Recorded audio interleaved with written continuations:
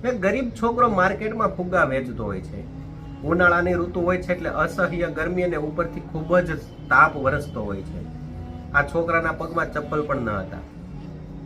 એટલે છોકરો રોડની કિનારીએ કિનારીએ ચાલીને ફુગ્ગા વેચવાનું કામ કરે છે. થોડો આગળ ચાલે છે એટલે તેને એક બગીચો દેખાય છે. એટલે આ બગીચા સુધી પહોંચવા માટે તે રોડની કિનારીએ થઈને રોડને ક્રોસ કરે છે અને બગીચામાં પહોંચે છે. જ્યારે બગીચામાં પહોંચે છે ત્યારે તે બાકડા ઉપર બેસીને સામે જોવે છે ત્યાં એક તેને અમીર ઘરનો છોકરો દેખાય છે. કારણ કે સારા કપડાં અને મોંઘા બૂટ તેમને પહેરેલા હોય છે. આ જોઈને આ છોકરો ભગવાનને પ્રાર્થના કરે છે કે આ પણ છોકરો મારી ઉંમરનો જ છે, તો મને એકદમ ગરીબ, મારા પગમાં ચપ્પલ પણ નહીં, અને આ છોકરાને તમે એટલો બધો અમીર બનાવ્યો અને તેના પગમાં મોંઘા દાટ બૂટ પહેરેલા છે, તો મારું જીવન કેમ આવું છે ને એનું જીવન કેમ એટલું બધું સારું છે? હે પ્રભુ, તમે મને પણ એની જેવું જીવન આપો. એટલે ભગવાન હવે અચાનક જ આમની ઉપર પ્રસન્ન થઈ જાય છે, આ છોકરા ઉપર પ્રસન્ન થઈ જાય છે. એટલે આ છોકરાની આત્મા કે જે અમીર છોકરો હોય છે તેમાં નાખી દે છે. એટલે થોડી વાર તે મહેસૂસ કરે છે પોતાના જે અમીર સ્વરૂપ જોઈને કે અમીર છોકરાના આત્માની અંદર તે આવી ગયો છે. એટલે તે પોતાને જોવે છે અને ખૂબ જ ખુશ થાય છે. પરંતુ તે જેવો બાકડા ઉપરથી ઊભો થવાનો પ્રયાસ કરે છે તો તે બાકડા ઉપરથી ઊભો નથી થઈ શકતો, કારણ કે તેના બંને પગ પેરેલાઇઝ હોય છે.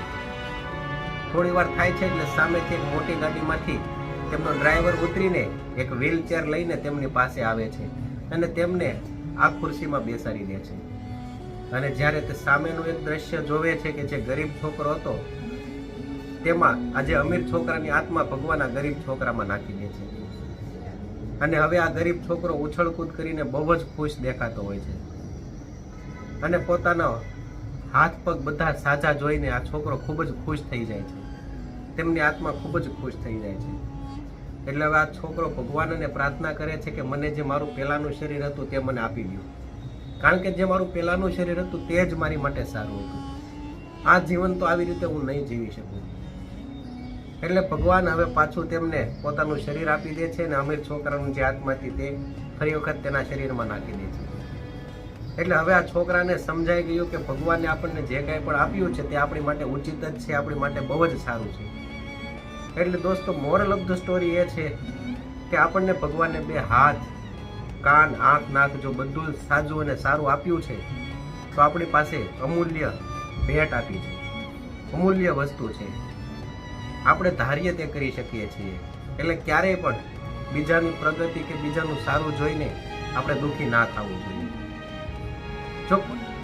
જો આપણને ઈશ્વરે આપેલું વસ્તુમાં આપણે જો ખુશ નથી તો આપણે મહેનત કરવી પડે, કારણ કે કોઈકના બંગલા જોઈને આપણે આપણું ઝૂંપડું તો બાળી ના દેવાય ને.